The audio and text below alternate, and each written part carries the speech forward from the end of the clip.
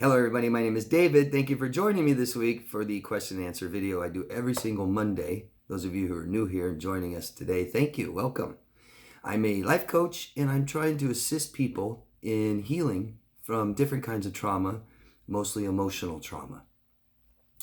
So I'm doing this weekly question and answer video for you guys to help you heal. A great way to start healing is learning and understanding what happened to you, understanding your trauma so it's not a mystery.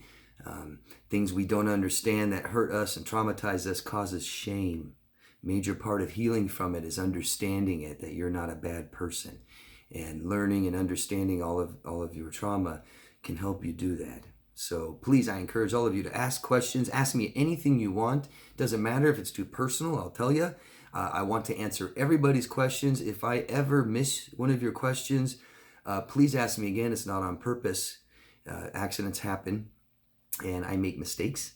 And anybody who doesn't understand my answer, ask me again. Tell me. Anybody who thinks that maybe I didn't understand your question, please let me know. I don't care about repeat questions. There's no such thing as a bad question. Ask, please. Join us and take part in this and take advantage of what I'm offering for free. I'm not saying I know everything. I've been studying narcissism and personality disorders and cptsd and how to heal from this for many years. I myself am a victim of this, and I healed myself many, many years ago. And I know how to do it. Not that I can heal everybody. I'm not saying that, but I do know what it takes. And so please, I encourage you guys to please ask me. All I ask in return is tell us your location. Let us know where you are. I think that's a really neat thing to do. It helps people, bring us together, maybe start a little community down there. And it offers some validation, some acceptance. It helps people understand that this isn't just you. This isn't just the people you know. It's not just your family. It's not just your city, your state, your country, or the part of the world that you're in. It doesn't matter. This is a human condition. Where there are human beings, there is abuse, neglect, narcissists, borderlines, personality disorders, and people suffering from them. So please ask questions. All right. Today, I want to take a moment to observe a national holiday here in the States called Memorial Day, where we recognize the fallen soldiers who have served and died for our country. So please, everybody, take a moment to kind of reflect on that. Even if you weren't in the military and you don't know military people, just acknowledge somewhere, somehow, what they've done for us and served for us. I'd also like to take a second to kind of just acknowledge police officers in this country. They also serve us, and they have also lost many lives. And I'm just saying that now because of the problems that police officers and departments are facing all over this country. I don't think I need to say what it is, and I'm not taking a stance. I just think that we should take a moment to also acknowledge and thank everybody who served this country. Thank you very much. Something I like to do is recommend something to you guys every week. Something, whether it's a person that is maybe an author, has another YouTube channel, maybe some stuff to help you guys sleep better that helps with trauma. Sleep is one of the most important things we can do and we have control over. It's maybe something with anxiety, things like this, supplements. Today, I'm just going to go over things you can do to raise your self-worth. Like I said earlier, think of everything that's ever hurt you in your life, especially your childhood and some of these past relationships. And that hurt usually is misunderstood pain. Acknowledge that you are hurt, okay? But really try to learn from it. Because everything that hurts and everything that was confusing growing up and didn't make sense and made us feel bad somehow, some way, it causes shame. And that shame makes us feel like we're bad people. That's what shame is. And it lowers our self-worth, okay? Or your self-worth is what you have when you take every single thing away from you and who you have in your life. And what you're left with is your self-worth. And that is very damaged from trauma, especially people abusing us, okay? So here's some things I just want to go over that help raise our self-worth. It's what we need so badly. Know that your own perception is a distorted version of reality. You are more valuable than you believe. See the positives in yourself, write them down, or say them aloud. Daily affirmations. Look in the mirror and say it. Nurture your strengths and passions. Do the things you're good at and enjoy. And that's more self-discovery. What you want, not what somebody else wants, what somebody else thinks, what somebody else is doing. You. Stop comparing yourself to others. There will always be people better than you at something. However, there are things you're better at too. And just acknowledge that we're all equal and we're all different. Okay? When you compare yourself to other people, which is a common condition for people to do, but when you do that, you are lowering your self-esteem. That is the cause of low self-esteem. Embrace your individuality. We all have our unique qualities, and that's what makes us special. So we aren't better or worse than anybody. We're equal, okay? But we're also different and unique, and that's the beauty, all right? Find a purpose or meaning in what you do. Major emotional need. Major meaning and purpose in our lives, in our relationships. Be a part of a team or social group where everyone is valued. Major emotional need. And how many times? I think there's somebody in today's video that is like this, is going through this right now, who just believes that isolation is just better. It's safer. It's safer, but are we here to stay alive or to live? I've known a lot of people who have died. I've lost a lot of people in my life, and I've had the opportunity to talk to them before they died. And something that people that are knowing they're going to die do is they might talk about regrets. But I have yet to hear anybody that has regrets before they die about something they didn't. Or I'm sorry, about something they did do.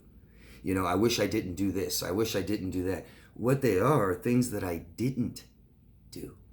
I stayed alive till now, but I didn't live. We aren't here to stay alive, guys.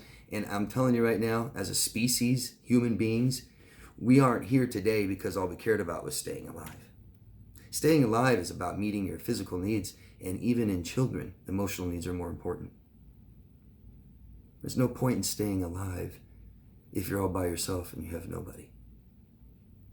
There's no point, and I'm not suggesting take your life.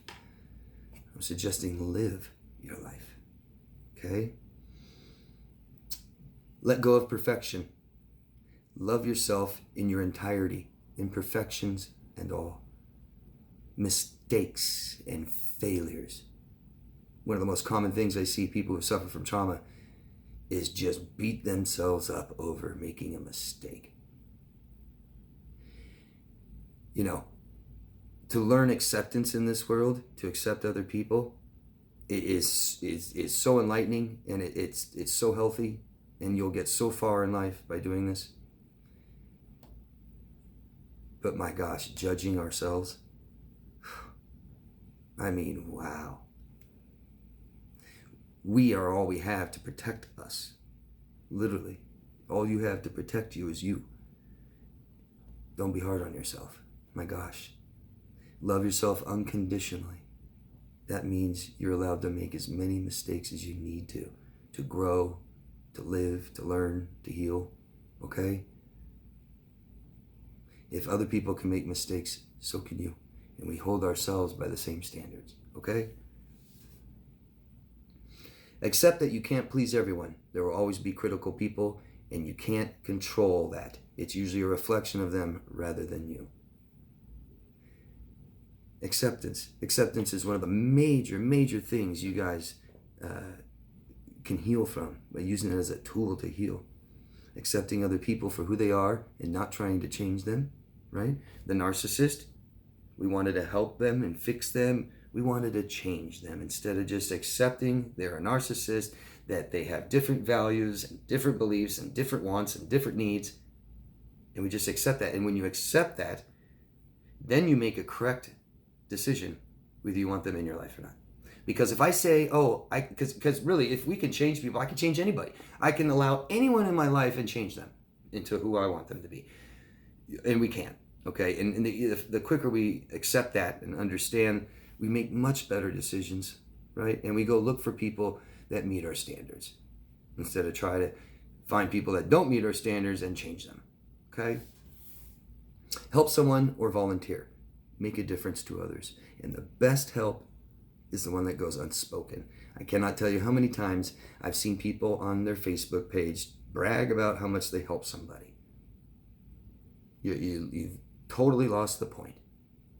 Serve our community, and that'll help you understand how bad we need it. We cannot live alone without it. We cannot isolate. We cannot be antisocial. Focus on the positive things you've done in your life, right? Counter the negatives. Depression, we must force positivity. We challenge these thoughts, okay? We challenge the negative thoughts with the truth, with reality, okay?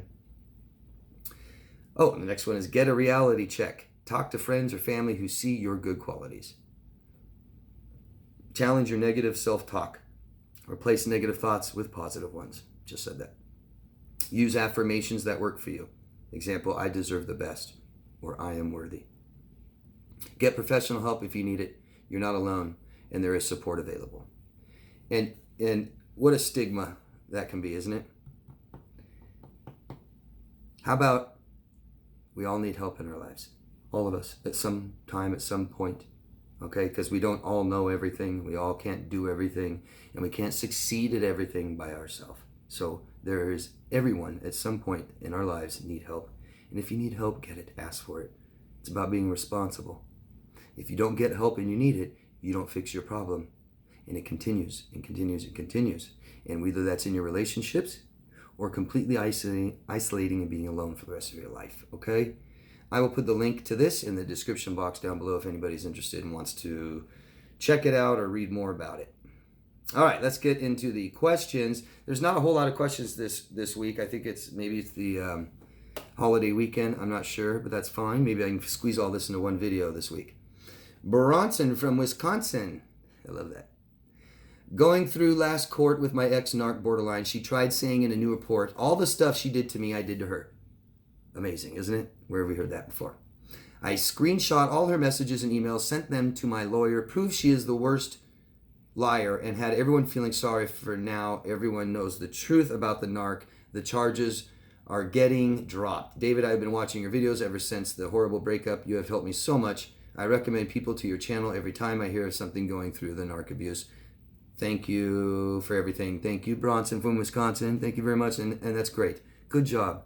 That must have been an awful experience. I'm sure you're still traumatized by it, still stressed. And you didn't throw in the towel and you decided to fight. And that is just a real personal choice people need to make. Some people can't do that. Some people just aren't able to at the time. Throw their hands up in the air, let it go, take the charges, lose everything in their life, stuff like this. And I don't judge that. I'm familiar with that. Losing everything and just throwing your hands up in the air. But Bronson, you decided to fight. I hope you're okay. I'm glad that life is looking better for you now. Wow, what a lesson to learn. Thank you for sharing this, Bronson. So extremely common. With toxic, disordered people, the false allegations, and we all call it projection, right? You know, I know I'm in a bad relationship, and I know there's a lot of abuse, and I know there's a lot of cheating and lying, and it's you, not me. Yeah. You know, it's one thing to abuse and gaslight somebody like that, but then to send them to jail. I mean, how awful. How awful. And it's so common. There are so many people in jail, in prison right now. They didn't do anything. Somebody just accused them of it. It's a big problem in this country, actually. False allegations made by women saying that men beat them or raped them. It is a huge, huge problem in this country, and I know many, many people who have suffered from this.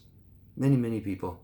It's very, very sad, and it just should alert and let everyone see how important it is to get to know somebody before you open your door to them. People are multifaceted, very. You are now just still learning about your lover. Some of you are just now learning who your husband is for the last 30 years, 20 years, aren't you? Some of you men are learning who your girlfriend or wife or your baby's mother is. After 15 years, you're just now learning who they are. People are so multifaceted. We don't know anybody right away. Anybody. All we do is hear and do this. Got to take the time to get to know people, okay? Thanks, Bronson. I'm so happy for you. You have not fallen into the statistic category. Victoria from the Bay Area. Hello, Victoria. Family members surrounding me like vultures. I watched your video right before I attended my mother's 80th birthday. I walked into the room and I could see my toxic family members on the side of my eyes imitating my walking. Mature. That's just disgusting behavior that you don't even want to see in an 8-year-old. Still recovering from a stroke, I could see my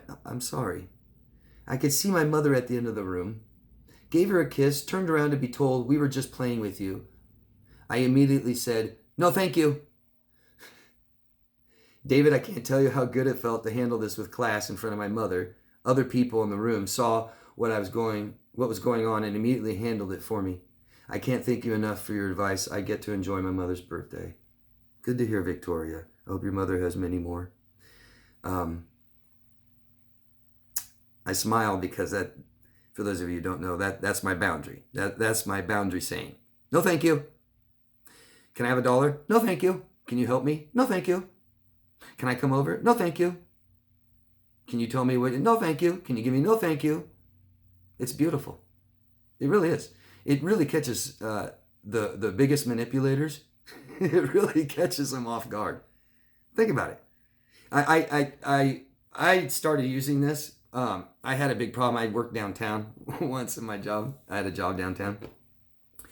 And in some city, doesn't matter, where there's a significant homeless problem. And I used to be inundated.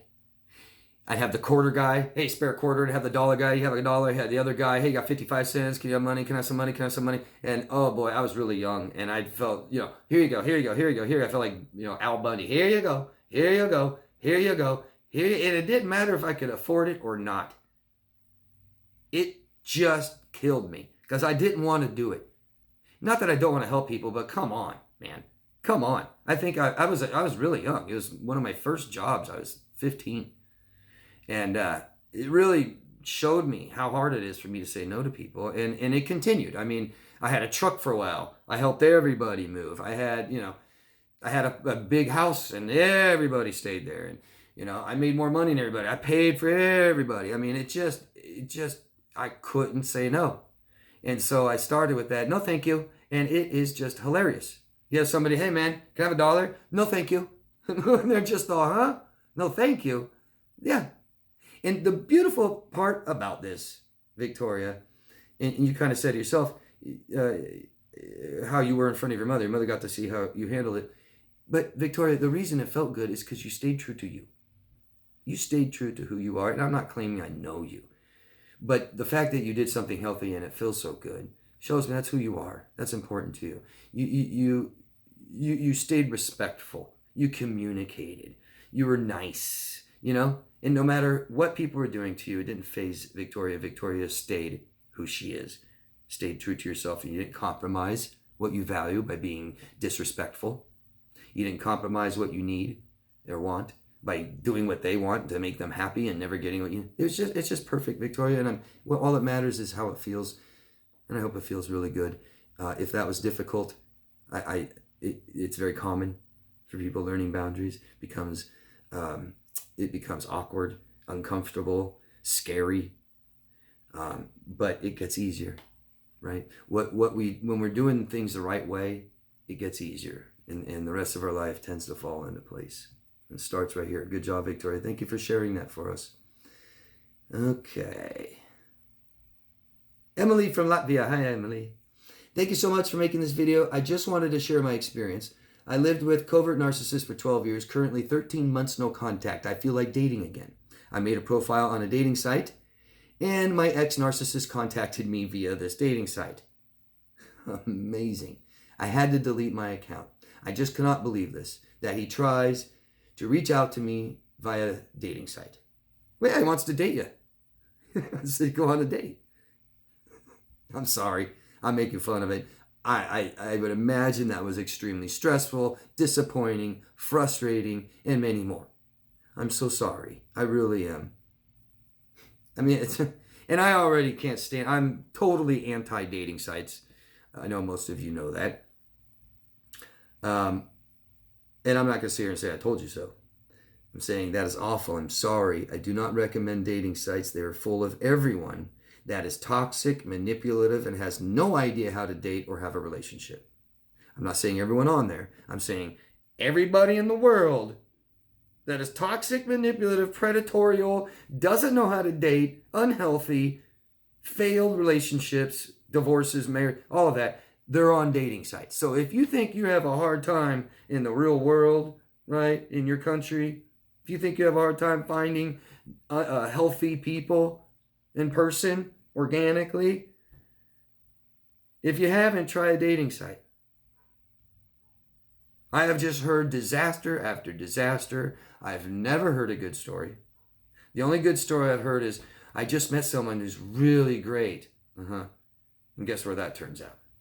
Every single time I've ever heard. I'm not saying there isn't a success story from a dating site. I will say keep watching them, though. Just wait. It's that bad. It's just, and there's just no real need. When you're going on a dating site because you want to date and find someone, to fill that void for the rest of your life, you're setting yourself up for massive, massive failure. Because you're putting that at the top of your value list. Your needs, your wants.